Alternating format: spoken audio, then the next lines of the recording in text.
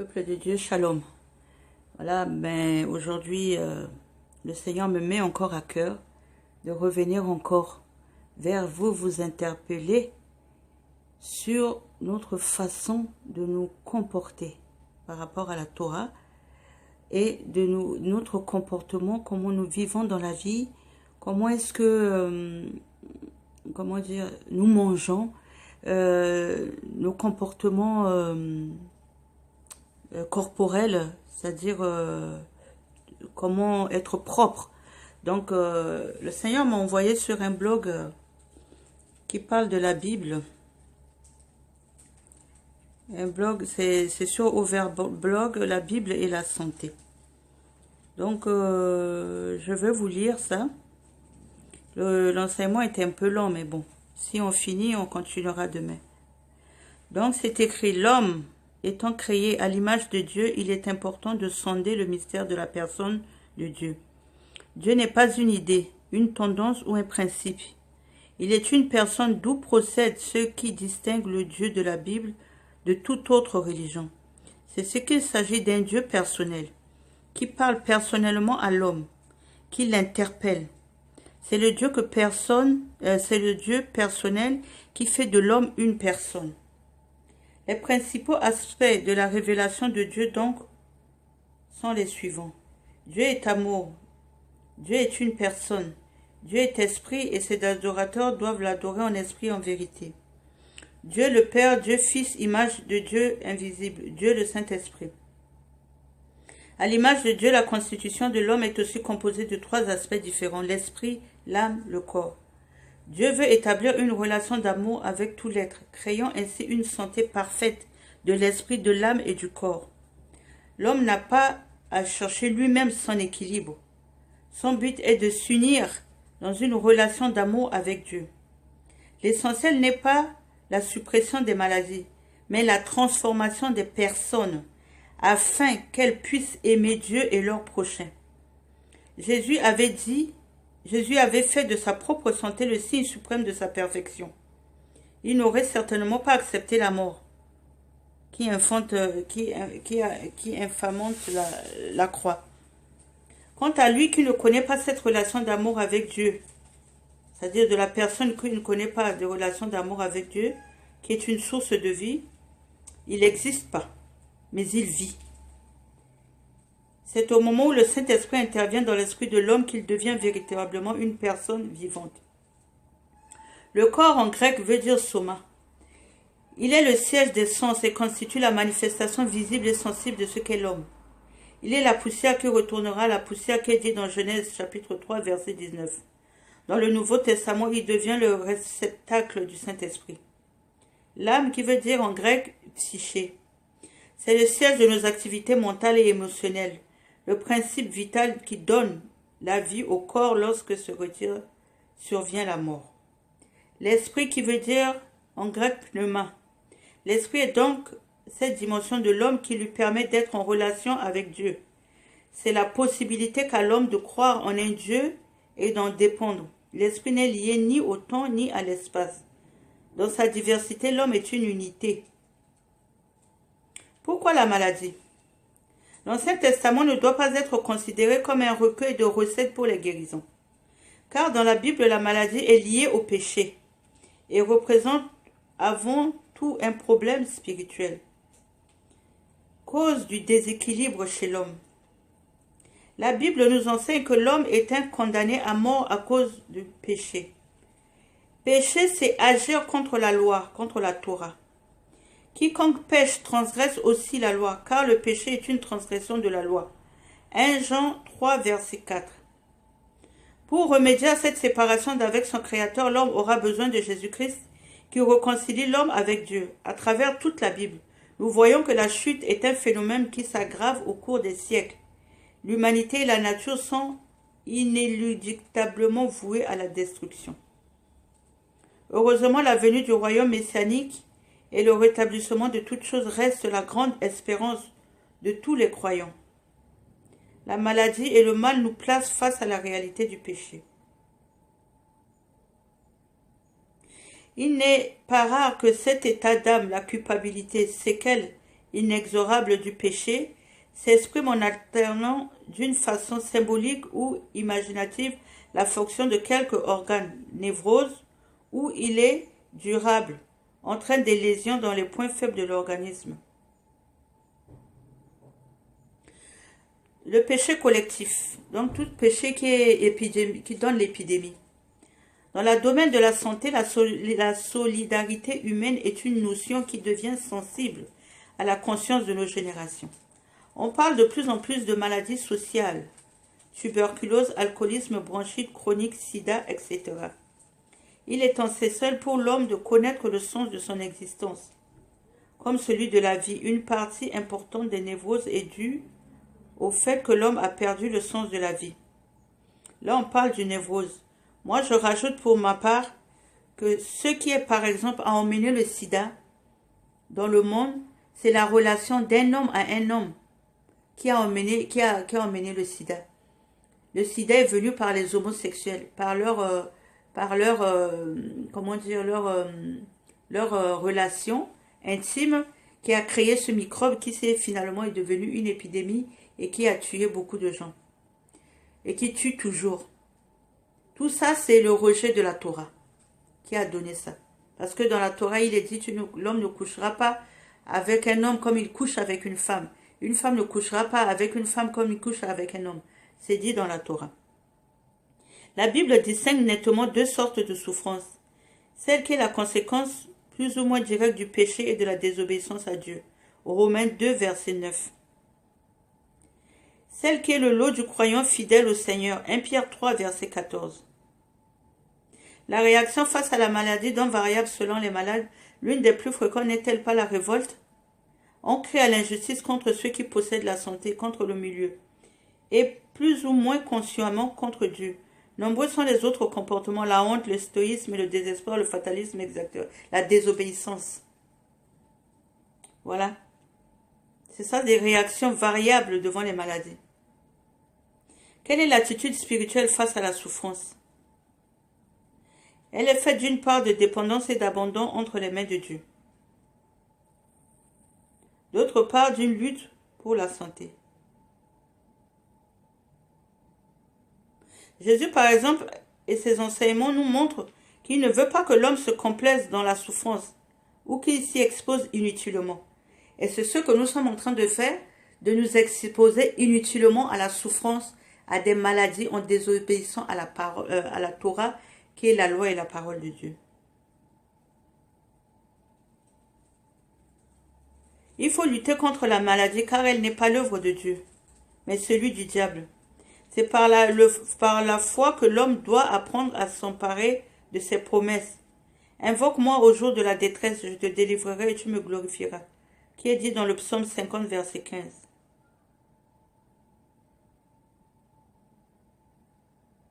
Dieu a toujours quelque chose à enseigner par la souffrance. Il permet la maladie pour nous rappeler aux réalités invisibles et spirituelles. Satan reçoit de Dieu la permission d'éprouver Job. Et toute souffrance donne à l'homme l'occasion de prêter l'oreille aux avertissements de Dieu, de s'examiner, de s'humilier devant Dieu, de mettre ses relations au point avec lui et avec son prochain. Il y a des frères ou des sœurs qui ont des maladies incurables, où ils n'arrivent pas, même les médecins n'arrivent pas à guérir. Mais ils oublient que cette maladie vient souvent de la désobéissance de Dieu, soit dans une chose qu'ils ont l'habitude de manger qui est impure et qui rend leur organisme impur, qu'ils ignorent, ou soit une pratique de quelque chose qu'ils font, par exemple étant homosexuels, eh ben, ils pratiquent, ils ont cette maladie, et cette maladie les condamne parce qu'ils sont toujours dans l'homosexualité. Tout ça est dû à la rejet de la Torah, qui est la parole de Dieu. Dans le deuxième livre de Chroniques, au chapitre 16, le verset 12 me dit « La 39e année de son règne, Asa fut malade de pied et sa maladie fut très grave. Et toutefois, sa maladie ne chercha point l'Éternel, mais les médecins. » Ce texte nous montre clairement que le médecin ne doit pas prendre la place de Dieu. Dieu ne considère pas en premier lieu les besoins physiques de l'homme, mais plutôt ses besoins spirituels. Et il désire sauver le croyant du péché avant de le sortir de sa maladie. Amen. C'est ce que je disais. Parfois, il y a un péché qui est dans notre vie, qui nous condamne dans une maladie, et que les médecins eux-mêmes n'arrivent pas à soigner. Mais au lieu de revenir vers Dieu, de nous repentir pour que Dieu nous aide à sortir de ce péché et de trouver la guérison. Non, non, nous persistons dans notre péché parce que nous aimons cela. Mais la maladie est là qui nous mènera à la mort, qui finalement, une fois mort, nous nous retrouvons hors du royaume de Dieu.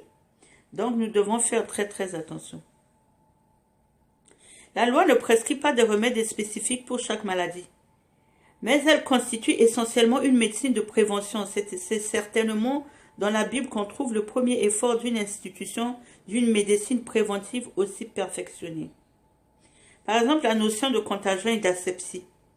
Le 30 avril 1878, l'origine des maladies infectieuses dues aux microbes fut découverte par Louis Pasteur.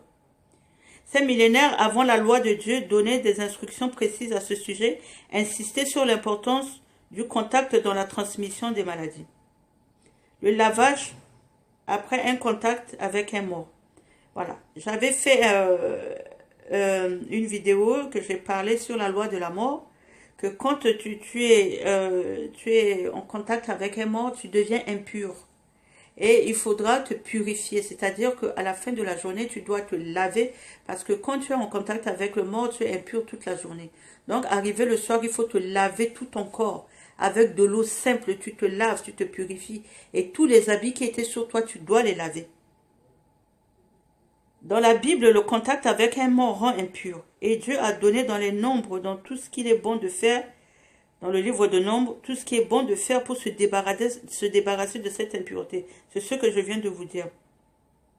L'enterrement des morts faisait aussi l'objet des règles d'hygiène. Voilà. La notion de la scepticité liée à la mort fut remise en valeur au XXe siècle par le professeur Vincent du Collège de France, éminent bactériologique, qui a découvert que dès que la mort survient, le corps se couvre entièrement de colibacilles. Colibacilles très virulents et devient infecté et contagieux. Donc quand quelqu'un meurt, il y a des bactéries qui se propagent sur son corps qui le rend contagieux et il est infecté de ces bactéries-là. Les lois bibliques d'asepsie étaient données pour éviter la transmission des maladies. C'est pour ça que Dieu dit quand tu es impur, il faut te laver par cette impureté, et ça c'est l'observation de la Torah. Quand tu touches à un corps que tu ne te purifies pas après, cette impureté reste et ça te donne des maladies. C'est pour ça que la Torah dit que ça rend impur de s'approcher d'un mort. Voilà. Donc c'est ça. Il faut en général se laver. Les lois bibliques d'asepsie étaient données pour éviter la transmission des malades à une époque où l'homme n'avait pas les moyens de poser un diagnostic. Et oui, on n'avait pas de machine perfectionnée pour poser des diagnostics, mais comme maintenant. Par une observation stricte et générale, la transmission de bien des maladies aurait pu être considérablement diminuée. La transmission cutanée grâce aux lois sur le lavage. Donc il faut se laver tout le corps. La contamination par les insectes et les voies digestives graves à l'hygiène fécale et alimentaire. Voilà. Nous allons voir plus loin qu'est-ce qu'on dit sur les lois fécales. La transmission pulmonaire par l'isolement des maladies. La Bible fait aussi la distinction entre les maladies contagieuses et celles qui ne le sont pas. La contagion nécessite toujours l'isolement du malade. Tout le temps qu'il aura la plaie, dans ce cas, la lèpre, il sera souillé. Il demeurera seul, son habitation sera hors du camp. Lévitique 13, verset 46. Tout ça, c'est la Torah. Les souillures humaines, tu auras un lieu hors du camp. C'est-à-dire, tu iras en dehors, tu auras dans ton équipement une bêche avec laquelle, quand tu iras t'asseoir à l'écart, tu creuseras le sol et en partant, tu recouvreras tes excréments. Deutéronome 23, verset 12 à 13. La Torah nous recommande d'avoir une bêche dans un de nos poches, dans notre sac.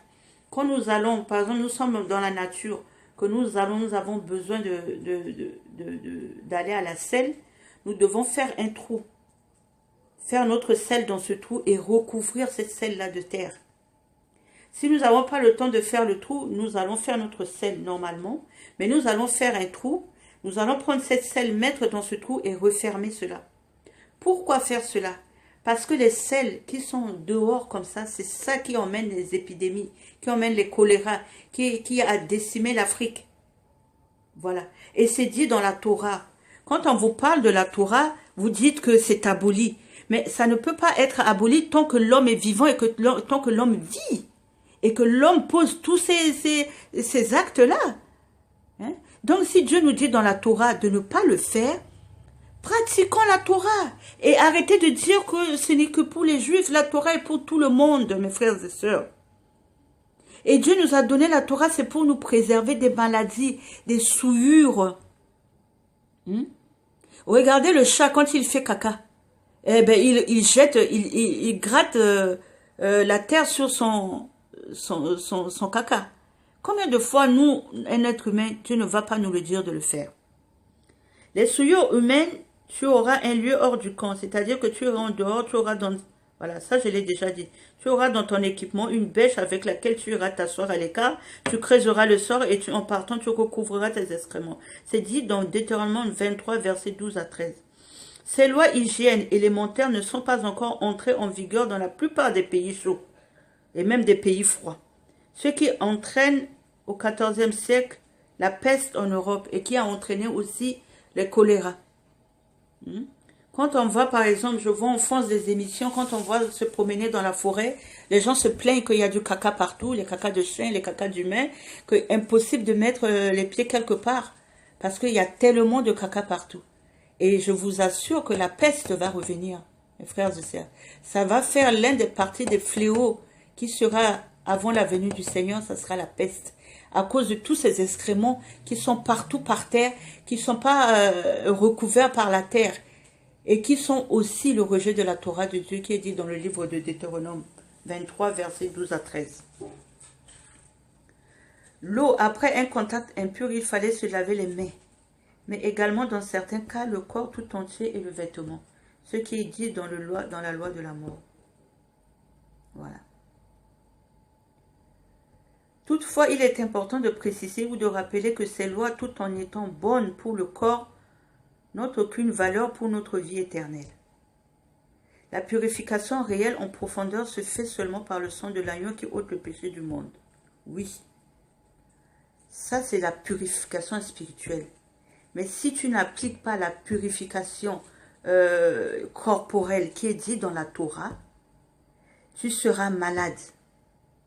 Et Dieu ne nous a pas appelés à être malades. Parce que la purification spirituelle ne peut pas te sauver de la purification corporelle si tu as la peste ou bien que tu as le choléra. Non. Tant que tu n'observeras pas la Torah, que tu ne feras pas ce que la Torah dit, tu seras dans cette maladie.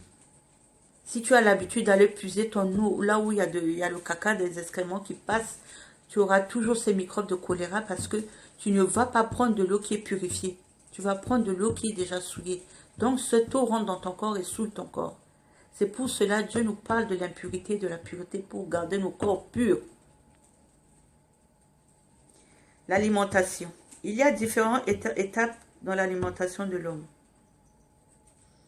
La période antédiluvienne, où il y avait le régime végétarien, en Genèse 1, verset 29. Après le déluge, il y a eu le régime mixte végétarien plus carné. Le 3, époque des patriarches, surtout les produits de l'élevage, Genèse 18, versets 7 à 8. En Égypte, nourriture abondante et variée, bière, céréales, élevage, les aliments impurs. En hébreu signifie inconsommable. Lévitique 11. Les animaux morts ou mal saignés. Le lièvre, le lapin ou le porc, car ils véhiculent de différents parasites. Les poissons sans écailles ni nageoires, murènes, raies, rascasses, tout poisson vénéneux ou venimeuse. Tous ces poissons impurs ont des venins en eux. Et ils sont là pour nettoyer la mer. C'est pour ça que Dieu nous dit de ne pas y toucher. Les huîtres filtrent 100 litres d'eau par jour. Et par conséquent, concentrent dans leur chair virus, bactéries et produits toxiques. Les huîtres, c'est des filtres de mer. Mais l'homme le mange maintenant. Mais quand tu le manges, en plus il le mange cru, s'il vous plaît. Donc, il mange des bactéries, des virus et des produits toxiques. En ce qui concerne l'alimentation, la Bible appelle à la tempérance. et à la sobriété en toutes choses.